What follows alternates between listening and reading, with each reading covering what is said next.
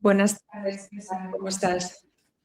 Muy bien, encantado de estar aquí, porque este era un encuentro que llevábamos planeando desde hacía tiempo, que se ha tenido que retrasar, pero que finalmente vamos a tener, de modo que estoy muy contento. Sí, muy bien. Vamos a hablar del discípulo amado. Tenemos que recordar que es el quinto libro que va a cerrar tu pentalogía acerca de la historia del cristianismo. Le recordamos a la audiencia también que el libro sale a la venta en abril, pero estamos haciendo este vídeo porque está ya en preventa. Entonces, bueno, las ventajas de comprar el libro ahora es que está con un poquito de descuento que luego no tendrá, pero creo que también es interesante porque aparte de conocer de qué nos va a hablar el libro y ahora nos vas a contar de manera extensa, coincide ahora que los domingos en Bellevue estás ahora con las predicaciones de Juan. Entonces, vamos a ver cómo se complementa, nos lo vas a ir diciendo tú. Y bueno, esperamos que disfruten la audiencia y nosotros también, nosotros seguro que lo vamos a hacer y vamos allá. ¿Quién era el discípulo amado, César? ¿Hay teorías acerca de quién era? La verdad es que siempre ha estado muy claro quién era el discípulo amado. El discípulo amado era un personaje extraordinariamente cercano a Jesús y sabemos por las fuentes históricas que Jesús tenía 3 discípulos especialmente cercanos que eran los únicos que le acompañaban en ciertas ocasiones especiales, que eran Pedro, Santiago o Jacobo y Juan. De estos 3 discípulos, por eliminación, el discípulo amado no podía ser Pedro. De hecho, Pedro es un personaje que aparece en el 4.º evangelio, en el evangelio de Juan, al lado del discípulo amado, o sea, no puede ser él. Tampoco podía ser Santiago Jacobo, porque murió no mucho tiempo después de la muerte y crucifixión y resurrección de Jesús, y prácticamente por eliminación queda Juan. Esta es una identificación histórica, yo me atrevería a decir que de milenios. Ha habido muy pocas voces discordantes al respecto. Por ejemplo, Oscar Cullmann, que era un notable teólogo del siglo XX francés, había señalado que el discípulo amado podía ser Lázaro, porque en el 4.º evangelio se hace una referencia a cómo Jesús lo amaba. A mí me parece que es un argumento muy endeble, es muy poco sólido y que en realidad lo que uno va viendo con el examen, lo que se suele denominar la evidencia interna de las fuentes históricas, es que efectivamente ese discípulo amado, como se ha creído siempre, pues es Juan el apóstol, Juan el evangelista. ¿Qué aporta de especial el discípulo amado a lo que sabemos de Jesús? Bueno, aporta muchísimo porque en contra de lo que se suele repetir muchas veces sin fundamentarlo, pero se repite mucho, el Evangelio de Juan es un evangelio muy original y posiblemente uno de los más antiguos. Es muy posible que Juan se escribiera antes que Lucas, que se escribiera antes que Marcos y quizá compitiendo en antigüedad con el Evangelio de Mateo, pero además desde una perspectiva muy original. Tanto Mateo como Marcos como Lucas, los denominados evangelios sinópticos, intentan contar una vida de Jesús en la que lógicamente seleccionan las enseñanzas, seleccionan los episodios, pero intentan dar una visión lo más amplia posible. Juan, por el contrario, es un personaje literariamente extraordinario, teológicamente descollante, pero que además se centra solo en algunos aspectos. Como él mismo dice al final de su evangelio, bueno, si fuéramos a contar todo lo que hizo Jesús, él tenía dudas de que en el mundo pudieran caber los libros que relataran eso, pero en cualquiera de los casos él ha hecho una selección para que la gente crea que Jesús es el Mesías y el Hijo de Dios. Y eso le da una perspectiva muy cercana, muy próxima, muy original, al mismo tiempo muy sencilla y a la vez enormemente profunda. De manera que es un evangelio tremendamente especial y es comprensible que además, por ejemplo, se haya utilizado de manera privilegiada para evangelizar, porque realmente es un evangelio muy, muy peculiar. Dices que es peculiar. ¿Qué le hace ser tan diferente a los otros 3 evangelios? Bueno, la distribución de los materiales es muy distinta. Juan además nos aporta muchísimos datos que no conoceríamos a través de los otros evangelios, por ejemplo, una serie de visitas de Jesús a la ciudad de Jerusalén que no aparecen en otros evangelios. Nos aporta de manera muy importante el punto de vista de los sacerdotes del templo y del sumo sacerdote, que son quienes realmente deciden y llevan a cabo la muerte de Jesús, aunque para poder perpetrar este hecho tuvieran que recurrir al gobernador romano, que era el único que podía aplicar la pena capital, y nos aporta además una serie de visiones que son muy propias de un testigo ocular. Es cierto que eso también aparece en el caso de Mateo, pero Mateo no insiste tanto en el hecho del testimonio ocular. En el caso de Marcos hay un testimonio ocular de Pedro, pero ya a través de la pluma de Marcos, y Juan es uno de esos textos en que el hecho de aquello que hemos visto, que hemos escuchado, que hemos palpado, llegará él a decir en una de sus cartas, resulta absolutamente esencial. Uno realmente lee el Evangelio de Juan y es como si de pronto te sientas con una persona que ha conocido a alguien importantísimo y le dices, bueno, ¿y cómo era ese presidente? ¿Cómo fue ese rey? ¿Cómo fue ese político? ¿Cómo fue ese artista? Y en torno a un café te empieza a narrar una serie de episodios que quizá no son la vida completa, pero que te dan una imagen del personaje, te dan un retrato del personaje que es tremendamente sólido, tremendamente contundente. Eso es el Evangelio de Juan. Muy bien. ¿Cuándo se escribió ese evangelio? Porque hay gente que dice que es un evangelio tardío. ¿Cuándo se escribió?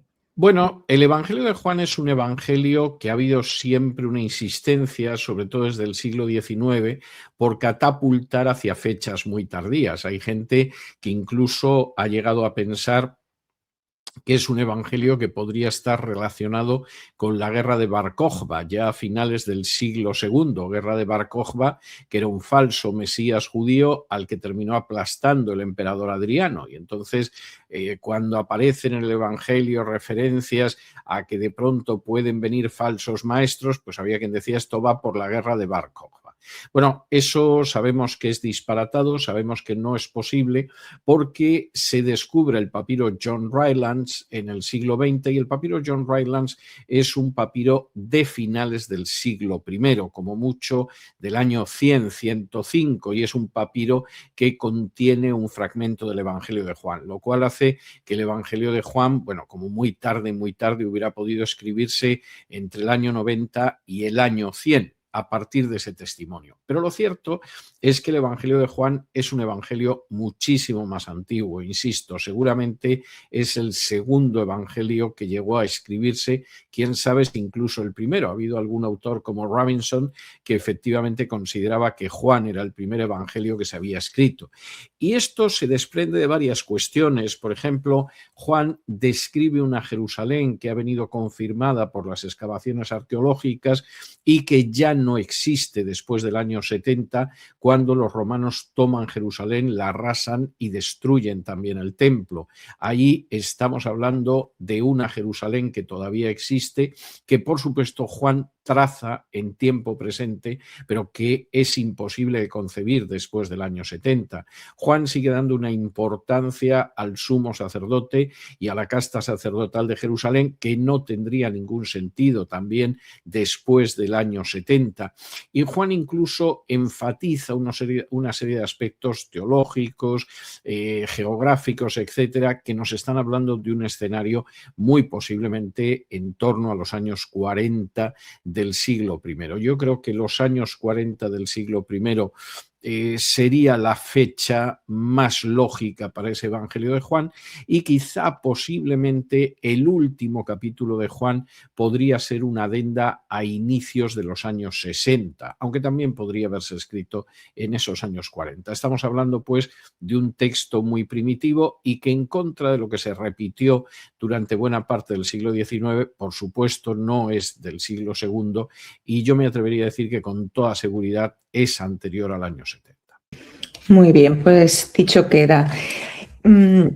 Juan en el Nuevo Testamento tiene 3 cartas además del Evangelio. ¿Por qué es el único autor que además del Evangelio tiene cartas?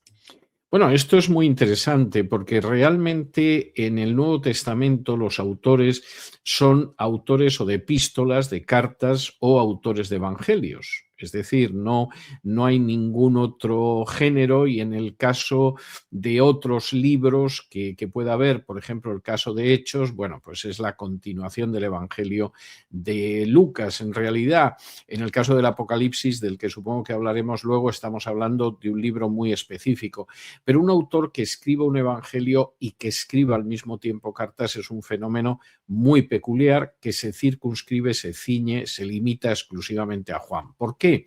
Pues muy sencillo, porque el evangelio de Juan, Juan capta y posiblemente lo capta con bastante rapidez, porque es un evangelio muy temprano que puede ser manipulado, que puede ser retorcido, que puede ser mal interpretado. Y la primera carta de Juan es una carta que fundamentalmente lo que hace es interpretar correctamente su evangelio. Cuando uno va leyendo esa carta primera de Juan, las otras dos son cartas más circunstanciales, más breves, pero la primera carta de Juan es un verdadero tratado de teología. Lo que uno va viendo es que esa primera carta es la regla sobre cómo tenéis que interpretar lo que yo he escrito en el Evangelio y no retorcérmelo y no tergiversarlo. Y esto es algo verdaderamente notable porque no se da en el caso de los otros tres evangelios. Muy bien. Bueno, has dicho, supongo que hablaremos del Apocalipsis. Pues efectivamente, vamos a hablar del Apocalipsis. Podemos decir que es el libro más difícil de la Biblia.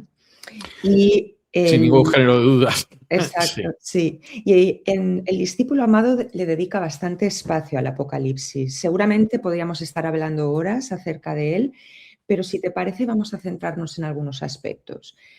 ¿Cuándo se escribió el Apocalipsis, César?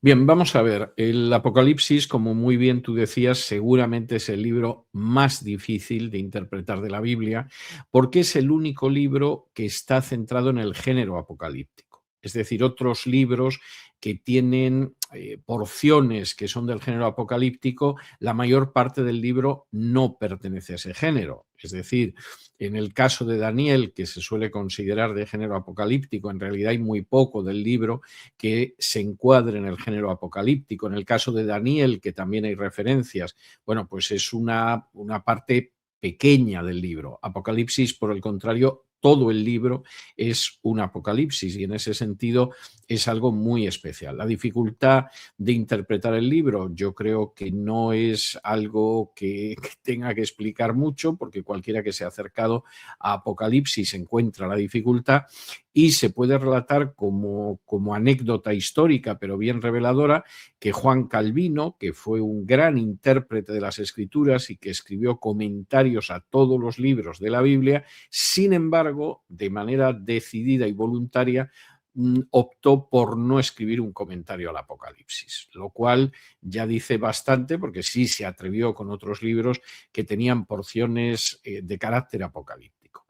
El libro de Apocalipsis es un libro, y esto lo voy a decir ahora inicialmente, espero no escandalizar a nadie, que en realidad sí tiene una interpretación bastante más fácil de lo que parece a primera vista.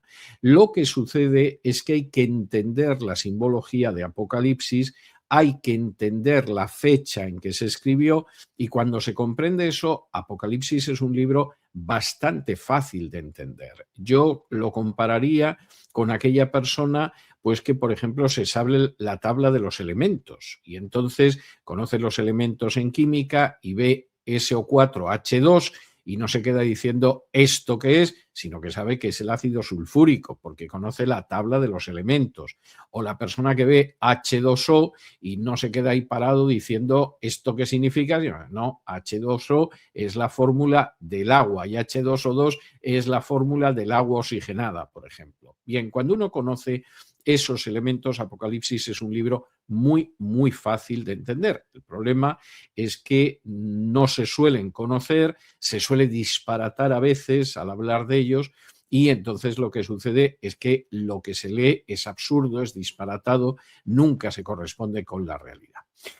¿Cuándo se escribe Apocalipsis? Esta es una pregunta tremendamente importante, pero que en realidad proporciona la clave de interpretación del libro, porque el libro, en contra de lo que piensa muchísima gente, sobre todo gente que tiene una visión futurista, no digamos ya de ese delirio que es el dispensacionalismo, cuando se acerca a Apocalipsis piensa que Apocalipsis es un libro que se va a cumplir a milenios, a siglos de distancia de cuando se escribió, pero el libro de Apocalipsis dice exactamente todo lo contrario. Cuando empieza el libro de Apocalipsis, el autor dice claramente, porque así se lo revela Jesús, que estas son cosas que se van a cumplir muy pronto, dentro de poco, es decir, no dentro de 19, 20, 21 siglos, sino dentro de poco y muy pronto. Es decir, ahí ya tenemos una referencia que yo diría que invalida pues todas esas interpretaciones de carácter futurista que incluso fijan hechos, fechas para la segunda venida y que no se cumplen jamás simplemente porque no respetan el contenido de Apocalipsis, que es muy expreso en el sentido de que son cosas que se van a cumplir dentro de poco y muy pronto. Y dentro de poco y muy pronto, ¿en relación con qué? Bueno, pues es que Apocalipsis deja muy claro cuándo se redacta el libro, como deja muy claras otras cosas.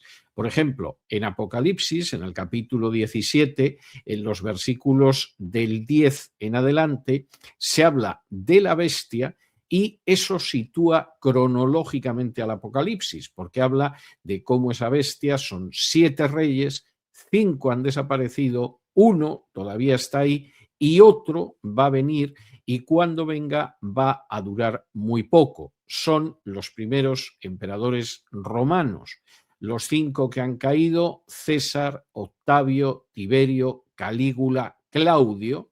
El 6º que está en ese momento es Nerón y el 7º que va a venir y va a ser por muy poquito tiempo es Galba. Cuando Nerón se suicida, víctima de un golpe palaciego, Galba llega y va a estar en el poder muy pocos meses. De modo que la profecía de Apocalipsis es muy clara, señala quién es la bestia, señala cómo esa bestia, que es el imperio, ya ha tenido 5 reyes, 5 emperadores que han muerto, cómo hay uno en ese momento que no es otro nada más que Nerón, eso lo sabe cualquiera, y cómo vendrá uno por muy poquito tiempo que efectivamente va a ser el emperador Galba, que estuvo en el trono apenas unos meses. A partir de ahí ya sabemos cuándo se escribió Apocalipsis. Apocalipsis se escribe durante el reinado del 6º emperador, que es Nerón. Y emperador que, por si hubiera alguna duda de quién es, ya sabemos que será sustituido por un emperador que durará muy poco, que no fue otro que el emperador Galba.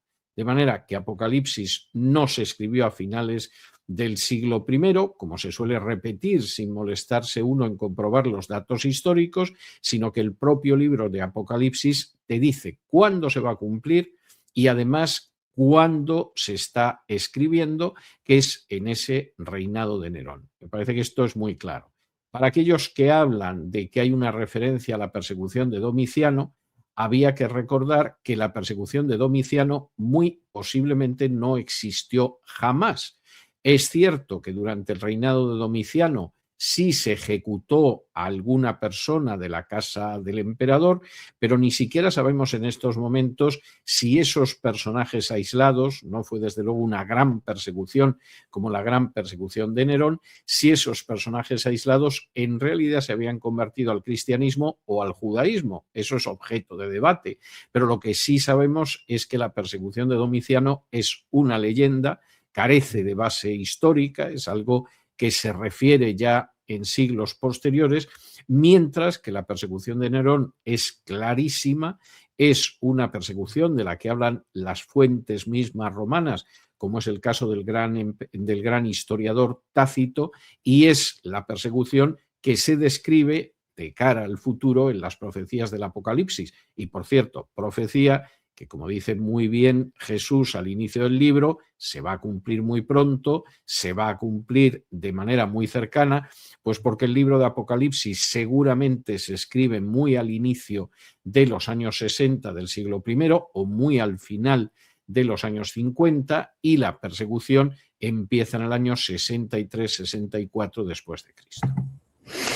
Queda muy claro cuando lo explicas, efectivamente. Los datos que das hacen muy fácil identificar a estos personajes del Apocalipsis, sí.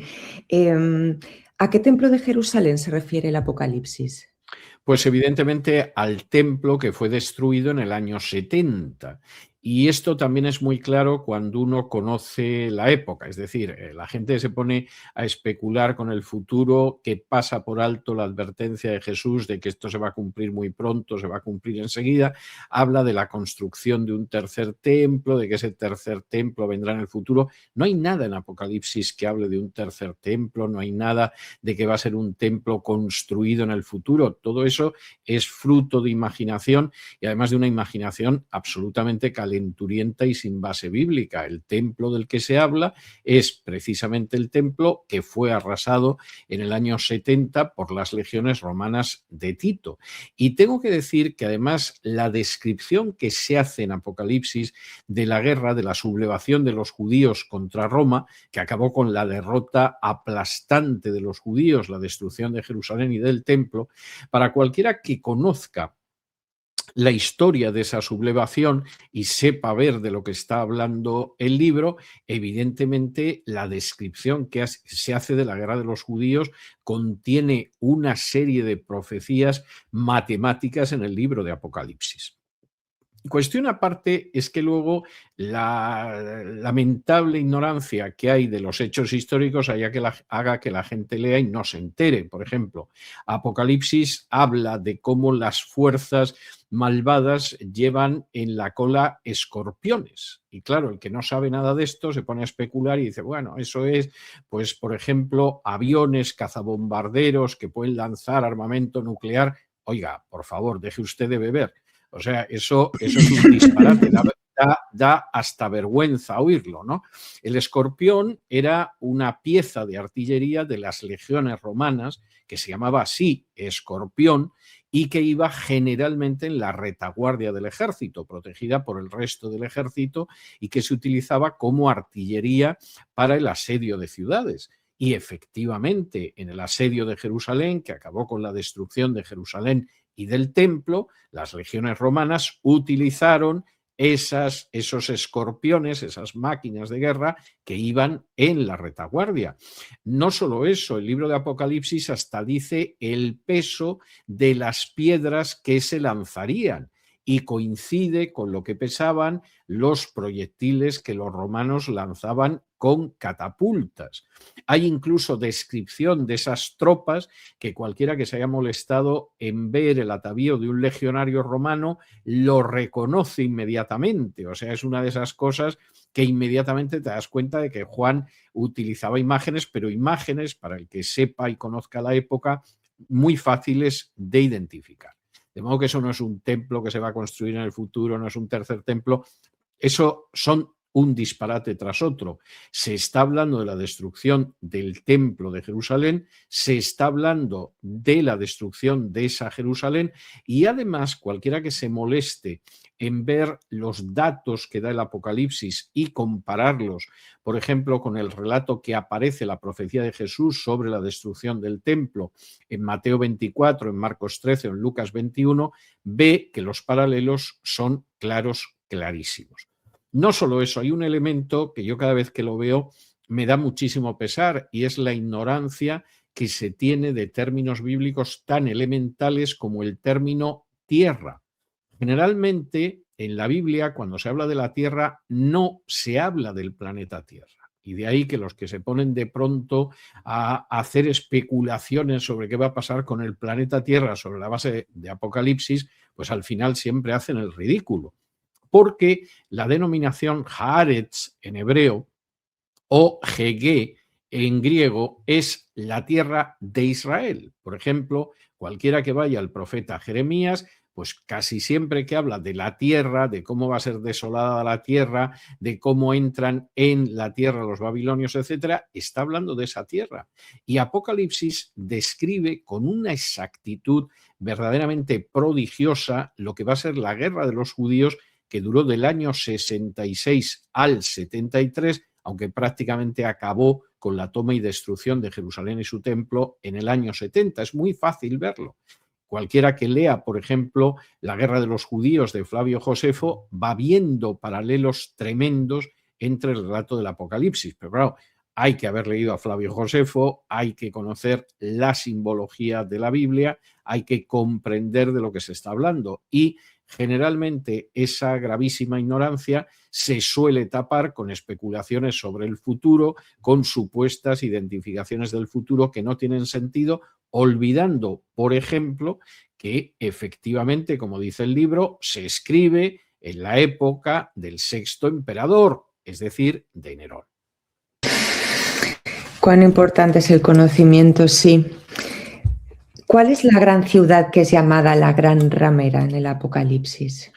Bueno, esto ha sido objeto de mucha especulación. Generalmente, desde la Edad Media, los movimientos de reforma la han identificado con la Iglesia Católica, con eso de que perseguía a los cristianos, iba vestida de color escarlata, como los cardenales, se prostituía con los reyes de la tierra, pues identificar a esa gran ciudad, Babilonia la Grande, la Gran Ramera, con la Iglesia Católica era muy fácil. Por supuesto, la Iglesia Católica esa interpretación no la podía aceptar y entonces insistía en que no, que esa gran ciudad, esa gran ramera era la Roma imperial que había perseguido a los cristianos y que sería castigada. De nuevo, el libro de Apocalipsis lo dice con enorme claridad, porque Apocalipsis en un momento determinado dice que la gran ciudad, a la que llama también Babilonia, pues es esa ciudad que espiritualmente se conoce también como Egipto y que fue donde fue crucificado Jesús. Bueno, pues todo el mundo sabe la ciudad en que fue crucificado Jesús, aunque simbólicamente se la llame Egipto o simbólicamente se la llame Babilonia la Grande, es Jerusalén. Y de acuerdo con la profecía que aparece aquí, de cómo esa gran ramera, esa gran apóstata que ha perseguido a los cristianos, que ha dado muerte incluso a Jesús, es destruida, bueno, pues tal y como aparece en Apocalipsis, es una profecía clarísimamente cumplida. Porque ¿quién destruye Jerusalén? Roma. ¿Quién llega a Jerusalén en el año 70? Arrasa Jerusalén, demuele el templo, no deja piedra sobre piedra como profetizó Jesús, las legiones de Roma. Y efectivamente en Apocalipsis, ¿quién acaba con esa gran ramera, con esa Jerusalén apóstata, con esa ciudad en la que fue asesinado Jesús?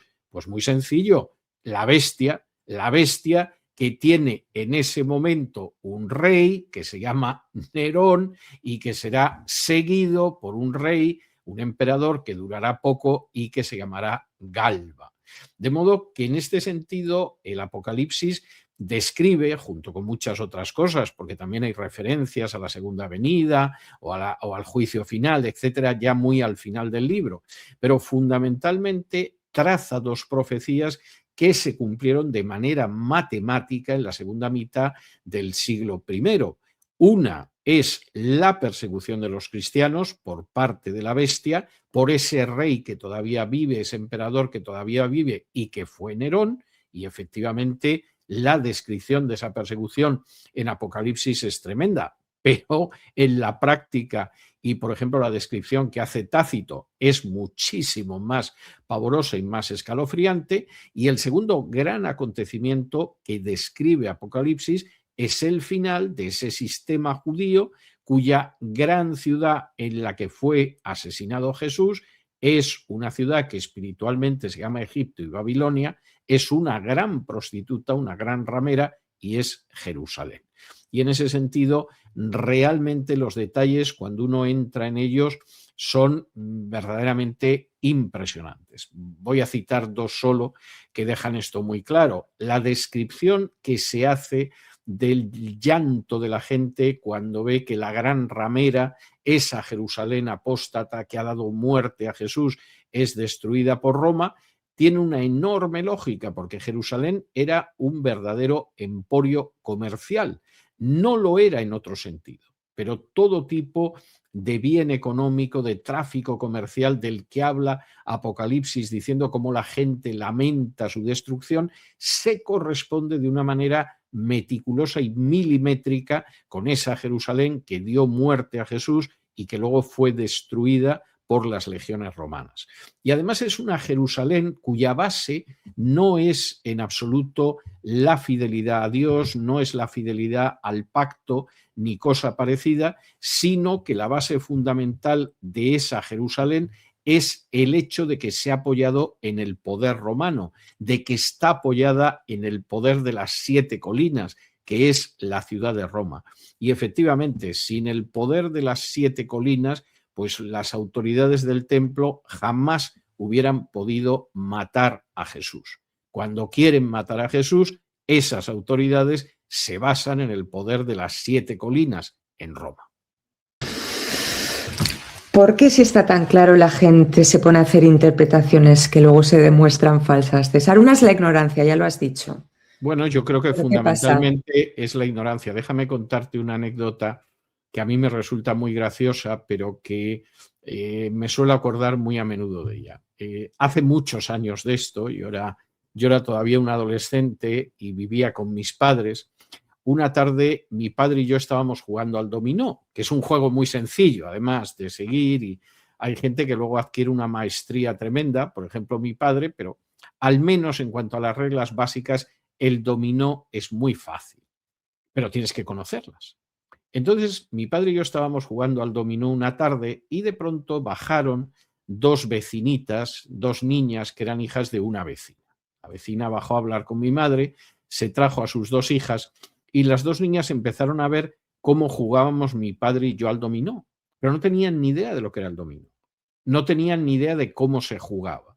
No sabían las reglas. Y entonces estaban las pobres pasmadas mirando la mesa para ver qué era lo que estábamos haciendo. Y de pronto la mayor, intentando explicarlo, dijo: están haciendo una torre. Es decir, como íbamos colocando las fichas sobre la mesa, en realidad el juego que seguíamos era que estábamos haciendo una torre.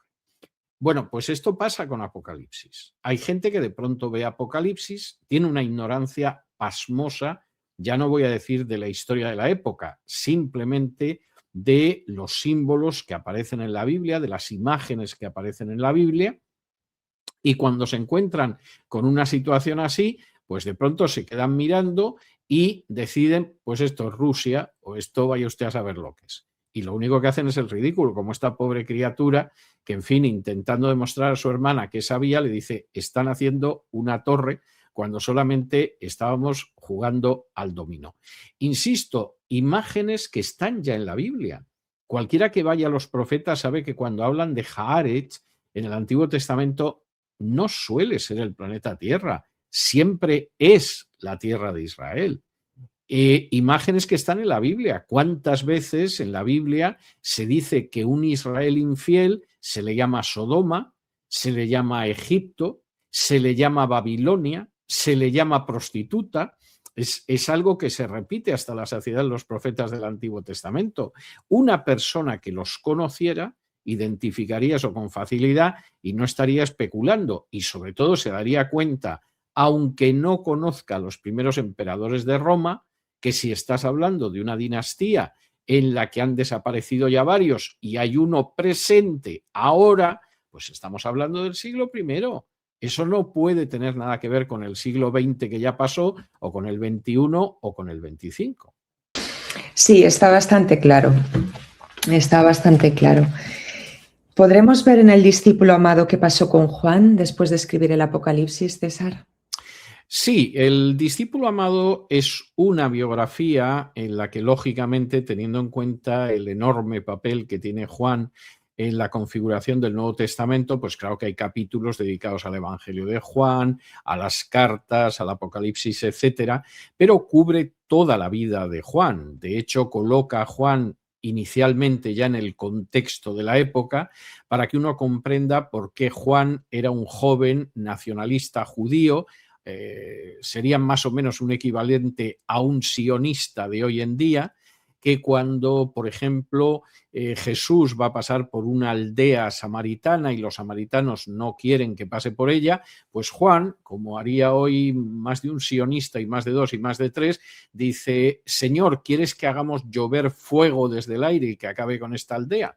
Y tú dices, pues no había mucha diferencia entre el bruto Juan del siglo I y otros que ahora también pretenden que borrando con fuego desde el aire poblaciones enteras van a solucionar los problemas. Y claro, Jesús en ese momento, en vez de decirle a Juan, efectivamente, Juan, hay que arrasar todo, le dice: tú no sabes del espíritu que eres.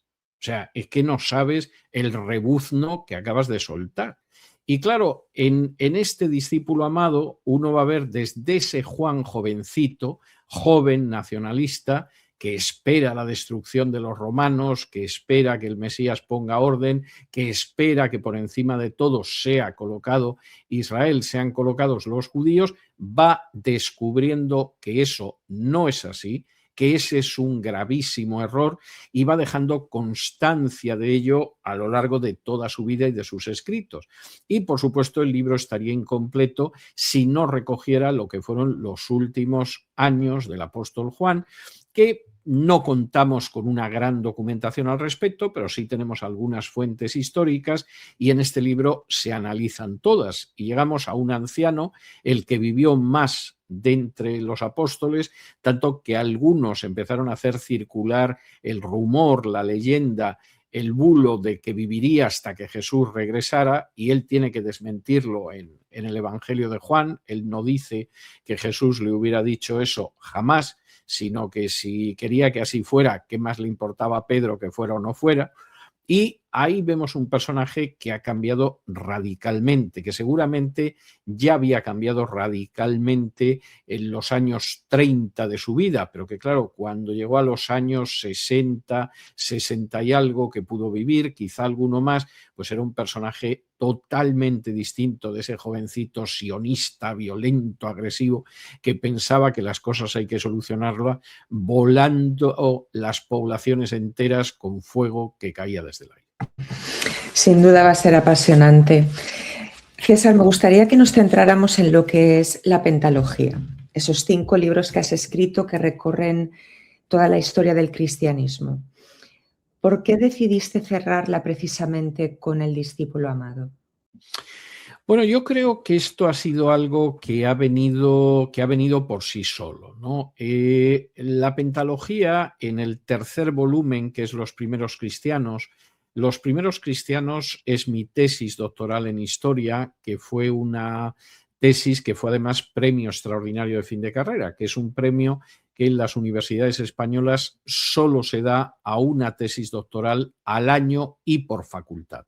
Es decir, con mi tesis doctoral pues competían otras tesis doctorales en historia medieval, en historia contemporánea, etcétera, y de hecho la que obtuvo el premio fue mi tesis doctoral, que además hacía muchísimos años que el premio extraordinario de fin de carrera no se lo daban a una tesis de historia antigua. Entonces, eso estaba ahí, eso quedó ahí, se ha reeditado en varias ocasiones, pero nunca fue concebido nada más que como un estudio de lo que había sido el judeocristianismo, los cristianos que eran de origen judío en el siglo I. Y ahí quedó. En un momento determinado, yo escribo Más que un rabino, que es un libro en el que recojo la vida y los tiempos de Jesús.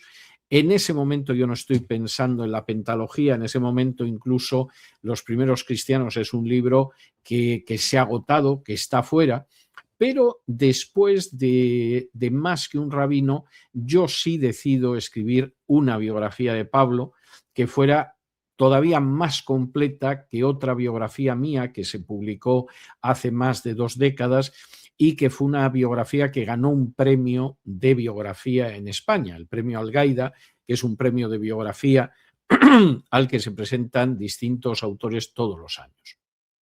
Más que Apóstol para las Naciones, que es este libro sobre la vida y los tiempos del apóstol Pablo, es un libro que tiene una acogida extraordinaria. De hecho, le dan el premio Kregel en Estados Unidos al mejor libro del año. Y en ese momento es cuando yo empiezo a pensar en cubrir toda esa historia del cristianismo en el siglo I. ya ha salido Más que un rabino, se ha publicado Apóstol para las Naciones. Consigo que se vuelva a editar después de muchos años que había estado agotado Los primeros cristianos, y entonces yo me doy cuenta de que hay que terminar esa historia del cristianismo en el siglo I, y el siguiente volumen que aparece es Pedro el Galileo. Pedro el Galileo, que está centrado en la vida y la obra del apóstol Pedro, que es un personaje muy descuidado por los historiadores.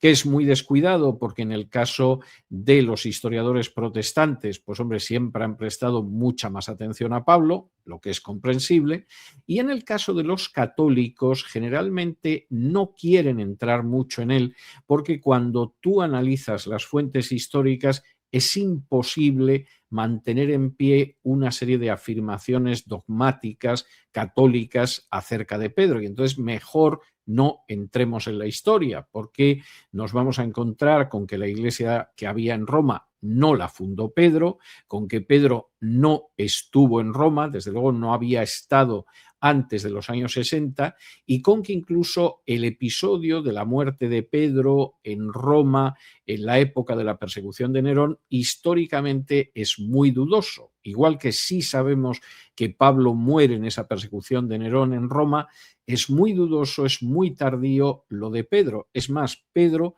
en las listas de obispos de Roma que empiezan a confeccionarse ya en el siglo II, no aparece. Es un nombre que luego se colocará, bueno, pues por eso de darle a la comunidad, a la Iglesia de Roma, una conexión con algún apóstol, porque no tenía ninguno. El único era Pablo, pero la Iglesia de Roma había sido fundada muchos años antes de que Pablo apareciera por allí. Una vez que se publica Pedro el Galileo, pues esa tetralogía hasta ese momento tiene que convertirse en pentalogía, porque una historia del cristianismo en el siglo I, del cristianismo primitivo, hubiera quedado coja, y yo casi me atrevería a decir que sorda y casi muda sin Juan, porque Juan tiene una enorme relevancia en el Nuevo Testamento. Aparte de ser el discípulo amado de Jesús, es que es autor de 5 de los libros del Nuevo Testamento, y por lo tanto la pentalogía tenía que incluir a Juan. El último volumen, El discípulo amado, a mí me parece que es oportuno que haya sido el último volumen, y con esto pues concluimos esa historia del cristianismo en el siglo I. Muy bien. ¿Qué arco narrativo une los 5 libros? Es decir, quizá por los lectores no lo percibimos de manera consciente, pero ¿existe ese arco? Sí, sí existe, claro. El arco narrativo es un arco que comienza en torno al año 26 después de Cristo, con la aparición de Juan el Bautista, que estamos pisando un terreno muy firme, aunque por supuesto hay muchas referencias incluso al siglo I antes de Cristo, para que la gente pueda entender dónde nos movemos. Hay que explicar por qué la significación de este segundo templo. El primero había sido destruido por Nabucodonosor en el siglo VI antes de Cristo. ¿Qué son esas sectas judías que aparecen en el Nuevo Testamento? Esos fariseos, esos saduceos, esos herodianos, pues es algo que hay que explicar también. Hay que explicar cómo era ese judaísmo del siglo I, de manera que en cierta medida todo empieza con Juan el Bautista, ya en el libro de Más que un rabino, pero al mismo tiempo hay referencias muy importantes al judaísmo anterior, porque si no estos libros son incomprensibles. Y al mismo tiempo cubre también todo un periodo de la historia de Roma que es extraordinariamente importante, porque es el periodo de los primeros Césares. Es ese periodo en que Roma deja de ser una república, aunque esa república estuviera herida de muerte desde el siglo I antes de Cristo, y se convierte en un imperio, y la mutación es importantísima, y esa mutación además la van a experimentar y la van a sufrir terriblemente los primeros cristianos. De manera que estamos viendo un arco temporal que empieza, por supuesto, en la tierra, no en el planeta, sino en Haaretz, en la tierra de Israel, que en un momento determinado va a ir más allá de la tierra de Israel, como Jesús habla en Hechos 1, y va a empezar a expandirse por el resto del mundo civilizado y que además va a ir recogiendo al mismo tiempo la redacción de los evangelios, la redacción del resto del Nuevo Testamento y la configuración de un cristianismo que se encuentra con culturas que nunca lo contemplan con amabilidad. El judaísmo inicial es hostil y a veces asesinamente hostil al cristianismo primitivo. No hay nada más que ver el caso de Jesús, el caso de Esteban, el caso de Santiago, Jacobo, el caso del mismo Pablo, y que al mismo tiempo, junto con esa hostilidad, pues se encuentra con una actitud más tolerante por parte del Imperio Romano, que religiosamente era muy tolerante, pero que en un momento determinado esa tolerancia se va a acabar con esa bestia de la cual habían muerto 5 reyes, el sexto estaba viviendo, Nerón, y luego vendría un séptimo que sería Galba. Muy bien. ¿Puede leerse este libro sin haber leído los otros 4? Y tengo otra pregunta unida a esta. Es por el contrario, ¿qué gana quien sí ha seguido toda la pentalogía desde el inicio? Es decir, pueden ser independientes, pero a la vez supongo que enriquece haber leído los 5, ¿no? Explícanos. Sí, yo creo que los libros se pueden leer independientemente, porque de no poderse leer independientemente, en vez de ser obras distintas, pues esto se llamaría Historia del Cristianismo en el siglo I, irías leyendo volumen primero, volumen segundo, etcétera, etcétera. No, son libros que se pueden leer de manera independiente.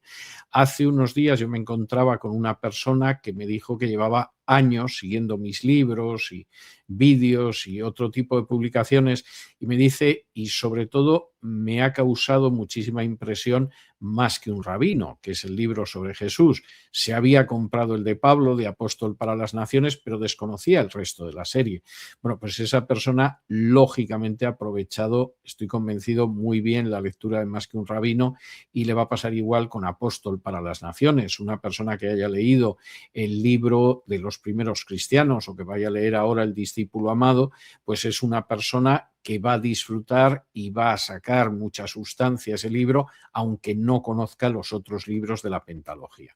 Pero al mismo tiempo que esos libros se pueden leer de manera independiente, como obras totalmente independientes, no cabe la menor duda de que el panorama completo de lo que es ese cristianismo que empieza con Jesús y que acaba a finales del siglo I, bueno, pues la persona que lea la pentalogía va a tener el cuadro completo, va a tener el fresco completo, va a tener el panorama completo y yo creo que merece la pena leer los 5 libros sin pretender que todos son iguales, porque no lo creo, hay algunos que son más extensos, otros que menos, la temática varía, pero no cabe la menor duda de que la persona que lea los 5 libros de la pentalogía va a tener un panorama muy completo, muy actualizado, yo diría que además muy exhaustivo en términos históricos de lo que fue ese cristianismo del siglo I, de lo que fueron esos primeros cristianos. No me cabe duda. Y la siguiente pregunta va enfocada a eso, porque hay muchos libros que nos cuentan la historia del cristianismo, pero que tiene esta pentalogía que no suele encontrarse en otros enfoques. Pues yo creo que uno de los aspectos que tiene, que a mi juicio es muy importante, es que conoce la historia. Es decir, todos nosotros actuamos con una deformación profesional, como se dice a veces irónicamente, y no cabe la menor duda de que entre las disciplinas que a mí me ha tocado estudiar y cultivar con el paso de las décadas, pues la historia con seguridad es mi disciplina preferida y en ese sentido yo soy un historiador profesional desde hace casi 40 años, que son realmente muchos años. Y en ese sentido, yo creo que la gente que se acerca a esta pentalogía se va a encontrar con la historia. Es una historia real, es una historia documentada, es una historia que le va a ayudar a entender de una manera más cabal y más exacta el Nuevo Testamento. Es una historia que le va a mostrar cómo era el cristianismo primitivo, muy poco parecido a muchos cristianismos que puedan existir ahora en el siglo XXI. Es una historia que le va a permitir entender a cabalidad multitud de pasajes difíciles dentro del Nuevo Testamento y es una historia que en última instancia también contiene muchísimos paralelos con la historia que vivimos en la actualidad y muchísimas lecciones para la historia que vivimos. cristianos. De manera que para alguien que quiera entender mejor qué fue el cristianismo del siglo I, qué creían y cómo vivían esos primeros cristianos del siglo I, cómo entendían la escritura esos cristianos del siglo I, pues esta pentalogía, a mi juicio, va a resultar muy útil y muy fecunda en cuanto a los resultados. De hecho, podríamos decir que por esa carga histórica que tienen, no es una obra que está pensada solamente para creyentes, ¿no? Sino también para la gente que le interesa la historia, incluso para lectores críticos. Bueno, esa es la cuestión. Es decir, yo nunca he escrito solo para creyentes. Me interesa que mis libros los lean los creyentes, pero vamos, no son mi única área de interés. Es un libro que, por supuesto, son libros que están abiertos a gente que le interese la historia, a gente que le interese la historia de las religiones, a gente que le interese la historia cultural, a gente que le interese la historia del cristianismo o del siglo I. Es decir, ahí es muy amplio. Y ahí pues puede haber gente de mayor o menor cultura, porque yo creo que los libros sí están muy documentados y muy referenciados, pero también están escritos de una manera que sean fáciles de entender y es algo que a mí personalmente me resulta muy importante desde el punto de vista de un historiador y además son libros que por supuesto claro que están dirigidos a gente que no sea creyente y que pueda ver hasta qué punto el cristianismo tiene una base real, el cristianismo que se daba en ese siglo I se parece al actual o se parece más bien poco al actual y hasta qué punto eso también es algo que le interpela, que le llama, que le puede hacer plantearse muchas cosas. Para mí es importante que expliques la importancia de leer este tipo de libros con este tipo de contenidos, porque puede haber gente que diga, bueno, yo tengo un conocimiento muy amplio de la Biblia, muy exhaustivo, yo bueno, he podido leer la Biblia de parias a muchas veces, puede ir a la iglesia todos los domingos, tener un conocimiento de los capítulos, porque es importante conocer el contexto, conocer lo que tú dices, ¿no? Poner en un contexto histórico real a los personajes que aparecen en la Biblia, porque es importante, sobre todo la gente que estudiamos las escrituras, que tengamos un conocimiento que abarque más allá de la propia Biblia. Bueno, hay un dicho que yo creo que es una de las reglas elementales de la interpretación bíblica que dice que un texto sin contexto es un pretexto. Y esto se da mucho, es decir, hay gente que de pronto repite un determinado versículo como si fuera un mantra y el versículo no tiene nada que ver con la interpretación que le está dando. La interpretación no tiene nada que ver con la Biblia, pero tampoco tiene nada que ver con el contexto histórico en que se pronuncian esas palabras. No hay punto de contacto en este tipo de cosas. Generalmente, además, estas malas interpretaciones a lo mejor es casual, pero suelen tener muy buenos resultados económicos para los que las difunden, lo cual a mí hace que me parezcan todavía más sospechosas. Como además lamentablemente no es tan habitual la enseñanza de la Biblia en las iglesias, eso es lo que debería ser, pero en muchos casos de nuevo vemos repetida la última moda teológica, que se pronuncian los últimos versículos de moda, etcétera, etcétera, pero no hay una exposición realmente de los libros de la Biblia capítulo por capítulo y versículo por versículo. Es realmente el método que utilizamos, por ejemplo, en la iglesia de Bellevue, que efectivamente lo que estudiamos son los libros de la Biblia en cada una de las reuniones y los vamos estudiando capítulo por capítulo y versículo por versículo, pero no es lo habitual en muchísimas iglesias y por lo tanto, bueno, pues la gente queda absolutamente perdida y queda a merced del personaje que les lanza Dios sabe qué enseñanza sobre la base de vaya usted a saber qué versículo, en muchos casos descontextuado y mal interpretado cuando no manipulado. Este tipo de literatura, como es el caso de esta pentalogía, efectivamente permite acercarse al texto de la Biblia y permite acercarse al texto de la Biblia sobre la base del contenido del texto y sobre la base del contexto histórico. No es acercarse a un versículo para intentar fundamentar un dogma de 12 siglos después, por ejemplo, o para intentar fundamentar una práctica que ha aparecido hace unas décadas, o una interpretación escatológica que nadie conocía antes del siglo XIX. Podría seguir multiplicando los ejemplos.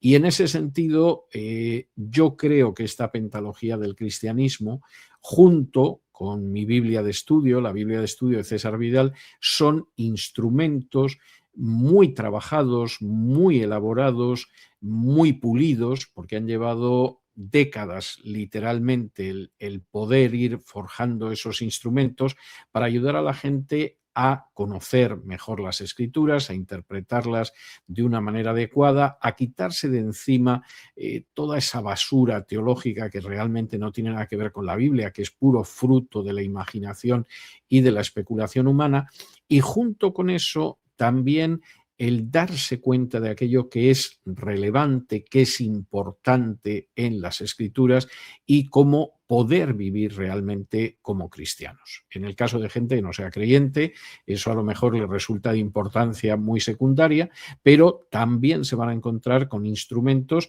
para poder leer la Biblia y la historia del cristianismo en el siglo I, que son absolutamente imparciales, que son muy sólidos documentalmente, que son muy macizos desde el punto de vista de la ciencia histórica.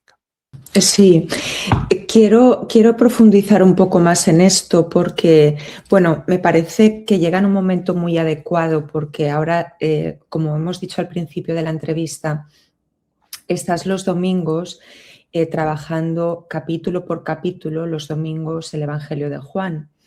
Entonces, la gente que va a la iglesia, más las miles de personas que desde sus casas ven todos los domingos o los días posteriores las predicaciones, ¿qué pueden llevarse, no? Porque, bueno, la gente que va a la iglesia muchos domingos salen sobrecogidos, ¿no? Y yo supongo que también por los comentarios de la gente en el canal de Bellevue, también lo expresan así, que pueden llevarse con el discípulo amado, ¿no? Me parece que es un complemento tan maravilloso, ¿no? Explícanos un poco, ¿qué nos vamos a llevar? Bueno, como tú bien sabes, ahora mismo yo estoy enseñando los domingos 2 exposiciones distintas. En la primera hora estoy enseñando Génesis y en la segunda hora, en el curso del culto, estoy enseñando sobre Juan. Yo creo que en los 2 casos hay mucha materia. La prueba está en los meses que empleamos para dar Génesis, que yo no sé si vamos a superar seguramente holgadamente el año. En el caso de Juan, casi. También estamos en la misma tesitura.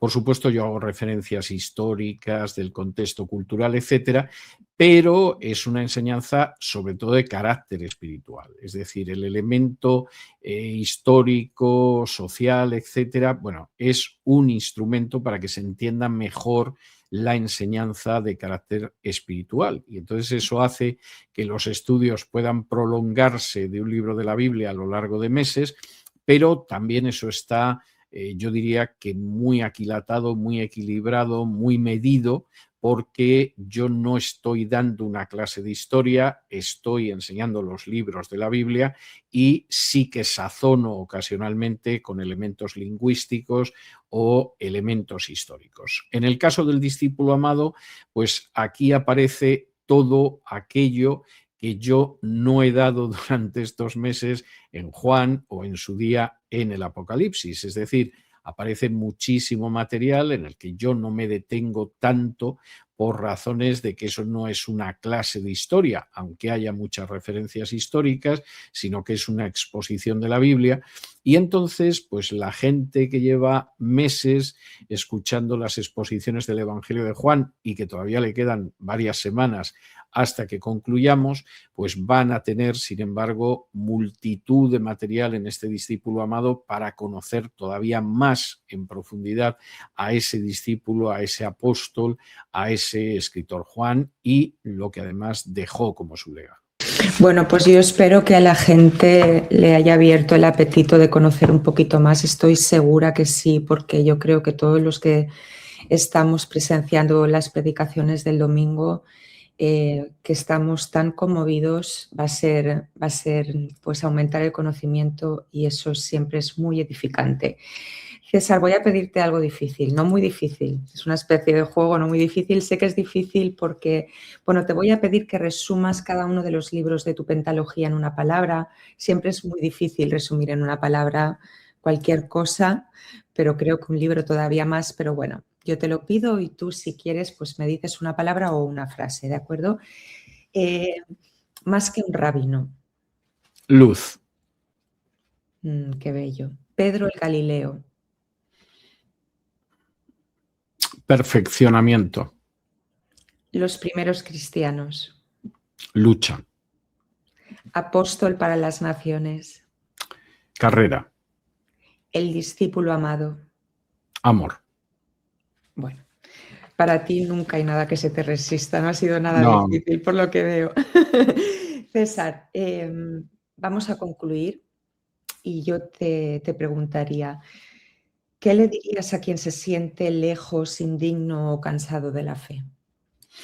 Bueno, yo le diría que existe una posibilidad de enmendar todo en esta vida, de corregir todo en esta vida y de mejorar todo en esta vida. Hay veces que efectivamente la gente arroja la toalla porque esta vida es dura y no se puede ocultar. Hay veces que la gente decide distanciarse de la fe y de la creencia porque ha quedado muy defraudado con el mal ejemplo de una o de varias personas. Y yo le diría primero que la relación con Dios es una relación personal con Dios a través de Jesús, no es la relación con una organización humana, no es la relación con gente que pretende que son los representantes de Dios en la tierra, no es la relación con una confesión religiosa, es una relación personal. Y eso es algo que aparece en la Biblia, que queda muy subrayado en el Nuevo Testamento y que se expone con una claridad inmensa en ese Evangelio de Juan que escribió el discípulo amado. Y a esa gente se le puede decir que no, que la vida no ha terminado, que no es tarde para emprender un buen camino. Y citando del Evangelio de Juan, capítulo 1 y versículo 12, también se le puede decir que aquellos que recibieron esa luz, que reciben esa luz que es Jesús, son los que reciben la posibilidad de convertirse en hijos de Dios. Amén. Creo que ya no hace falta decir nada más, creo que es un cierre fantástico. Vamos a recordar a la gente que el libro ya está en preventa, que tiene una portada preciosa. Háblanos de la portada que forma parte de un cuadro, Bueno, ¿verdad?